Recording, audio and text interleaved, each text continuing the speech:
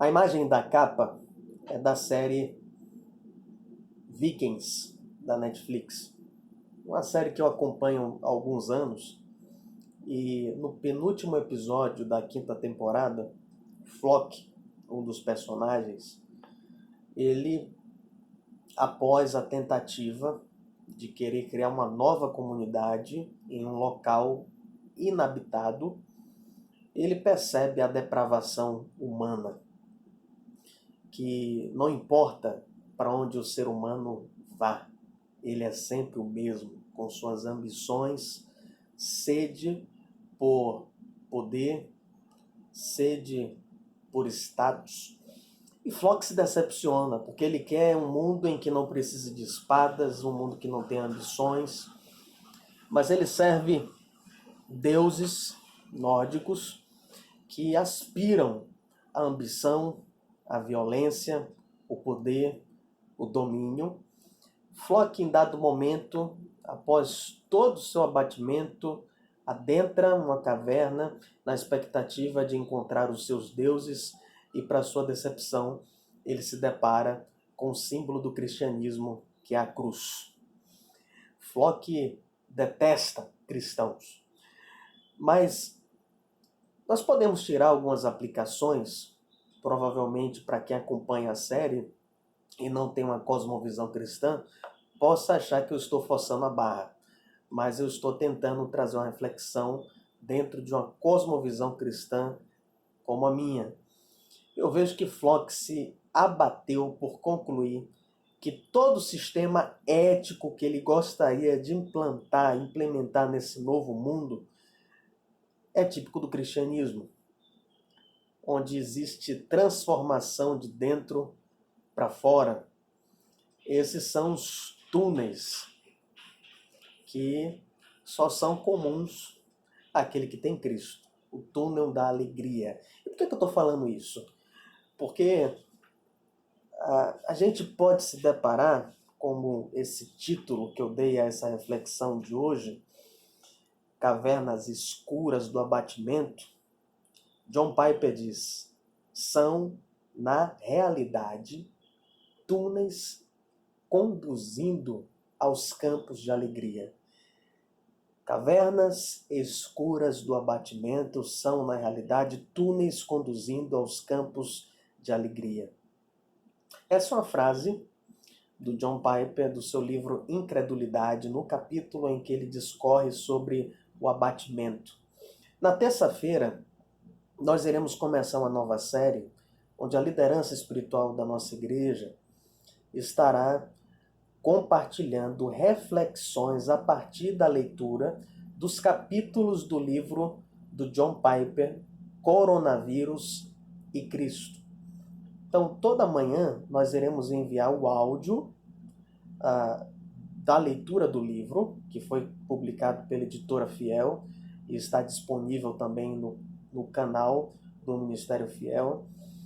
A gente vai compartilhar então esses áudios e à noite, todos os dias, serão lançados no nosso canal essas reflexões da nossa liderança às 7 horas da noite sobre o respectivo capítulo. Meus irmãos, a primeira vez que eu me deparei com um livro do John Piper foi no ano de 2010, em que eu li esse livro, Em Busca de Deus, publicado anteriormente com o título Teologia da Alegria. E esse livro foi um divisor de águas na minha vida. Fui tremendamente impactado. Então já se vão aí 10 anos. Esse é provavelmente o principal livro do John Piper.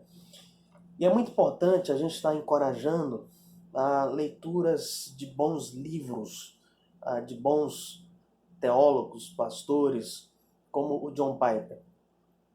Eu vou estar compartilhando alguns vídeos sobre as ênfases da teologia do John Piper, para que a gente possa ter um enriquecimento maior na leitura do livro Coronavírus e Cristo.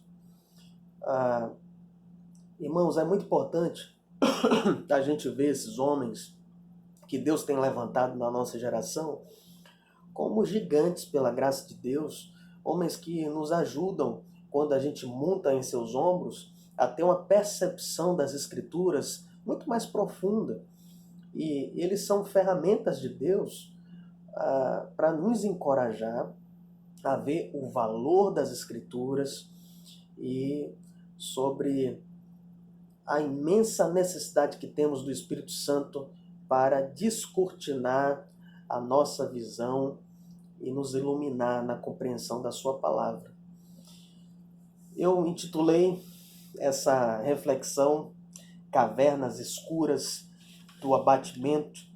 É muito comum, muito natural, muitos de nós estarem passando por experiências de abatimento nessa fase de confinamento, onde a nossa mente fica saturada e a gente é incomodado por inúmeras distrações que roubam o foco daquilo que realmente deveria ser a ênfase, a prioridade durante esse tempo. O Salmo 73, versículo 26, o salmista diz: o meu corpo e o meu coração poderão fraquejar. Ou seja, o meu corpo e o meu coração fraquejam. Ele dispara. Então, a realidade do abatimento, do fraquejar do nosso coração durante alguns períodos da nossa vida. Mas imediatamente esse salmista ele dispara as armas contra o desânimo, contra o abatimento, na continuidade dizendo: mas Deus, Ele é a força do meu coração e a minha herança para todo sempre. O salmista ele não se rende, ele não baixa a guarda. Ou seja, em outras palavras, o salmista está dizendo: olha, em mim mesmo, eu me sinto muito fraco, muito impotente, incapaz de lidar com esse abatimento. Meu corpo está baleado, meu coração está quase morto, mas ele continua dizendo: eu confiarei em Deus e não em mim mesmo. Existem vários textos bíblicos, vários salmos, como o Salmo 19, a lei do Senhor é perfeita, ela revigora a alma, ou seja, a alma de um grande homem, de uma grande mulher de Deus, pode por vezes precisar ser revigorada, e a palavra de Deus oferece águas tranquilas. O Supremo Pastor, no Salmo 23, nos conduz a águas tranquilas e refrigera a nossa alma. Nossa alma muitas vezes cai em exaustão, mas Deus nos conduz em águas de refrigério e a gente pode ser renovado no Senhor e na força do seu poder. Deus, Ele teceu a palavra com fios de verdades diretamente opostas às mentiras de Satanás, que diz que a gente não pode mais desfrutar da felicidade, da força no Senhor, do vigor, da determinação, de um firme propósito de vida. E Deus ele fala: não caiam nessa mentira. Eu ofereço fontes de águas tranquilas, refrigério para a vossa alma, eu revigoro a vossa alma. A incredulidade, irmãos, ela é a raiz do render-se ao abatimento. A ênfase do que eu quero trazer como reflexão para nós não é como evitar o abatimento, mas como a gente combater quando ele vier.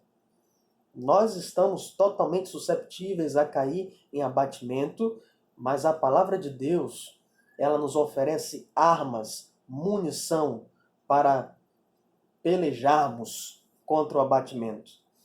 O pastor que eu amo muito, chamado Martyn Lloyd-Jones, Martyn Lloyd-Jones, ele foi pastor em Londres. Esse homem de Deus, ele tem um livro em que ele fala sobre a depressão espiritual, o abatimento, e ele diz que nós caímos muitas vezes por permitir que o nosso eu fale conosco, em vez de nós falarmos com o nosso eu. Ele diz assim: você já percebeu que a maioria da sua infelicidade na vida é devido ao fato de que você está ouvindo a si mesmo, em vez de falar para si mesmo? Tire esses pensamentos que vêm até você no momento em que acordar de manhã. Você não lhes deu origem, mas eles começam a falar com você. Eles trazem de volta os problemas de ontem. Alguém está falando. Quem está falando com você? O seu eu está falando com você? Agora, o tratamento do salmista foi este. Em vez de permitir que o seu eu fale com ele, ele começa a falar para si mesmo: por que estás abatida, ó minha alma? Ele pergunta. Sua alma estava pressionando, esmagando. Então ele se levanta e diz: escute por um momento, eu falarei com você, ou seja, eu falarei com o meu eu. Por que estás abatido? Que negócio você tem para estar inquieto? E então, você deve continuar lembrando-se a si mesmo de Deus, de quem Ele é, e do que Deus é, e do que Deus fez, e do que Deus se comprometeu a fazer. Tendo feito isso, acrescente esta grande nota. Desafie a si mesmo, desafie outras pessoas, desafie o diabo e todo mundo, e diga juntamente com este homem: ainda o louvarei. A ele, meu auxílio e Deus meu. Louvado seja o nome do nosso Senhor e Salvador Jesus Cristo. Esse é o Salmo 42. Por que estás abatido, ó minha alma? Por que te perturbas dentro de mim? Espera em Deus, pois ainda o louvarei. A Ele, meu auxílio e Deus meu. Meus irmãos, o próprio Senhor Jesus Cristo, ele sofre aquilo que Paulo diz em Efésios, capítulo 6, versículo 16, os dardos inflamados do maligno. Jesus, no Getsêmani, Mateus capítulo 26, versos 36 ao 38, diz: em seguida, foi Jesus com eles a um lugar chamado Getsêmani e disse a seus discípulos: assentai-vos aqui, enquanto eu vou ali orar. E, levando consigo a Pedro e aos 2 filhos de Zebedeu, começou a entristecer-se e a angustiar-se. Então, lhes disse: a minha alma está profundamente triste até a morte. Ficai aqui e vigiai comigo. Perceba, irmãos, que o nosso Senhor e Salvador Jesus Cristo, ele diz: não se perturbe o coração. Por que que ele teve essa perturbação? Mas ele mesmo está dizendo para a gente não se perturbar.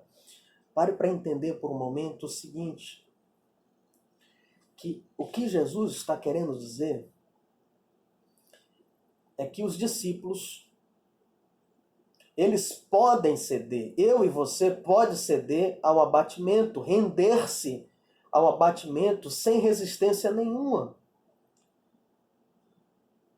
O que Jesus passa é por um momento de abatimento, mas ele não se rende a esse abatimento, ele guerreia, ele luta contra. Quando ele fala, não se perturbe o vosso coração, guerreie, lute quando ele vier sobre vocês, não baixem a guarda. Porque se Satanás, se ele joga uma bomba em sua paz, e você não se prepara para a guerra, as pessoas irão desejar saber de que lado você está. Numa grande batalha, se você não responde indo para a guerra, a uma afronta indo para a guerra, as pessoas vão questionar a sua lealdade. Então nós precisamos contra-atacar ao abatimento. Não interprete o texto em que Jesus está no Getsemane pensando assim: o abatimento não é tão ruim assim, porque Jesus passou por ele no Getsemane e ele não tem pecado nenhum. É claro que nós cremos na impecabilidade de Cristo, mas não é por isso que o nosso Salvador não nos ensinou ali a sermos fortes, firmes no contra-ataque ao abatimento. É algo muito sério. E nós temos nele o nosso exemplo de levar essas batalhas a sério. E o nosso Senhor Jesus nos ensina 6 lições. Eu queria deixar rapidamente apenas ler essas lições, compartilhando elas do John Piper a mim e a você, que é, primeiro, Jesus escolheu alguns amigos íntimos para estar com ele. Então nós não podemos viver a vida cristã isolados. Se você reclama de não ter amigos, de não ter pessoas que se importam com você, provavelmente é porque você não é esse tipo de pessoa. Então procure se importar com os outros e procure se aproximar, dar espaço para que essas pessoas se aproximem de você. Crie pontes de contato, faça pontes. Segundo, ele abriu a sua alma. Então, primeiro, ele escolheu amigos íntimos, ele levou consigo Pedro e os 2 filhos de Zebedeu. E segundo, ele abriu a sua alma para eles, para esses amigos. Não adianta você ter amigos e você não abrir o coração. Jesus disse: a minha alma está profundamente triste até a morte. Então, abra o seu coração, preste contas da sua vida para algum amigo, para algum irmão em Cristo que seja maduro na fé. Não queira compartilhar apenas para aquelas pessoas que você sabe que vai falar o que você quer ouvir. Muito cuidado. Terceiro, ele pediu sua intercessão e parceria na batalha. Jesus disse no versículo 38, ficai aqui e vigiem comigo. Então não queira ir para uma batalha espiritual sozinho. Nós precisamos ter a humildade de pedir orações. Tem sido muito bom ver em nosso grupo no WhatsApp pessoas que têm tido a motivação de compartilhar fraquezas, batalhas. Glória a Deus por isso, irmãos. E nós temos que nos alegrar. Então, abra o seu coração, compartilhe o seu coração. Quarto, ele abriu o seu coração ao Pai em oração. Meu Pai, se possível, passe de mim este cálice. Então não adianta você só falar com seus amigos e você não falar com Deus. É importante esses 2 movimentos, a Deus e ao próximo. Compartilhar com o próximo, mas compartilhar com o Senhor, Deus Todo-Poderoso. Em quinto lugar, ele descansou a sua alma na sabedoria soberana de Deus. Ele diz no versículo 39, todavia, não seja como eu quero, e sim como tu queres. Então, abra o seu coração a Deus, mas também descanse na soberania de Deus. Ele tem o controle da história e você tem que confiar que o que ele tem reservado é melhor do que os nossos planos. Sexto e último lugar, ele fixou os olhos na gloriosa graça futura que o aguardava do outro lado da cruz. E aqui a gente pode fazer uma teologia bíblica aplicando o texto de Hebreus, capítulo 12, versículo 2, que diz assim: em troca da alegria que lhe estava proposta, Jesus suportou a cruz, não fazendo caso da ignomínia, e está sentado à destra do trono de Deus. Então você tem que sofrer tendo a perspectiva da graça futura, daquilo que a palavra de Deus aponta como promessa para que você firme os seus pés em rocha sólida e inabalável. Então, irmãos, a gente pode aprender com isso que as primeiras ondas de choque, eu gosto muito porque na nossa comunidade a palavra susto, e isso eu descobri logo no início, quando eu comecei a estar aqui, é choque, né? Então, quando a pessoa diz assim, eu tomei um choque, eu tomei um susto. E essas primeiras ondas de choque da bomba contra a nossa paz, não é pecado você sentir o choque. O pecado é você se entregar ao choque e não se reerguer para a batalha, usando as munições que Deus confiou a você para que você vá para a guerra. Agora, não adianta você ir para a guerra usando as munições da sua cabeça. Nós temos que ir para a guerra conhecendo as munições que Deus nos entregou, o nosso general. Então, não caia no erro de não valorizar tudo que Deus promete ser para nós em Cristo Jesus. Que a gente confie nele. Lembre que o apóstolo Paulo, ele estava atribulado, porém não angustiado, perplexo, porém não desanimado, abatido, mas não destruído. Segundo Coríntios capítulo 4 diz isso para nós. E Davi ele fala que até as próprias trevas, isso lá no Salmo 139, versículo 11 e 12, até as próprias trevas não te serão escuras. As trevas e a luz são a mesma coisa. E é a partir daí que o Piper ele fala essa frase que eu dei como título para essa reflexão com essa imagem de uma série que eu estava acompanhando. Que todas as cavernas escuras do abatimento são, na realidade, túneis conduzindo aos campos de alegria.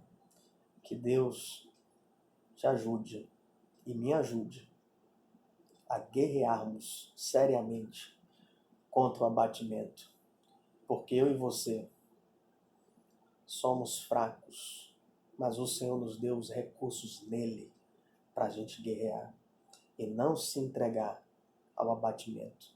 Que Deus em Cristo te abençoe, em nome de Jesus.